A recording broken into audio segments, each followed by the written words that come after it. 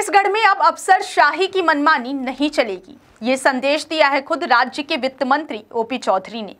जब घूसखोरी पर चोट पड़ी तो अफसरों ने हड़ताल की धमकी दी, लेकिन मंत्री ने ऐसा एक्शन लिया कि सारे मैसेज डिलीट होने लगे।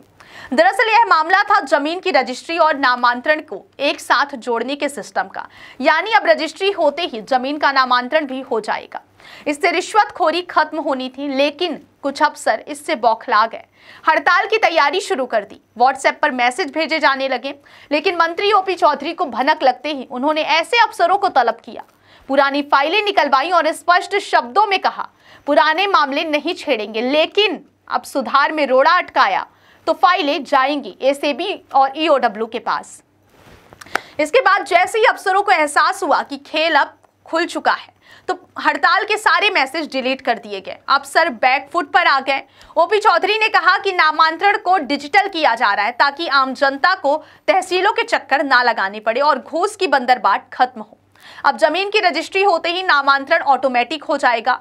सुगम ऐप से रजिस्ट्री के वक्त खरीदार और विक्रेता की तस्वीर, फिंगरप्रिंट और लोकेशन रिकॉर्ड जुड़ेंगे। लैंड रिकॉर्ड अब डिजिटल होगा, आधार लिंक होगा और फर्जीवाड़े की कोई गुंजाइश नहीं रहेगी। लेकिन इससे पहले तहसील में नामांतरण के लिए लंबी प्रक्रिया चलती थी। रिश्वत में 10 से 50 हजार रुपए तक देने पड़ते थे। वहीं महीनों की देरी, फर्जी नाम पर रजिस्ट्री भी होती थी। लेकिन अब रजिस्ट्री के साथ नामांतरण, फिंगरप्रिंट और आइरिस स्कैन से verification, digital documents digi locker में फ्री और पारदर्शी प्रक्रिया होगी। छत्तीसगढ़ में अब जमीन के नाम पर फर्जीवाड़ा नहीं चलेगा।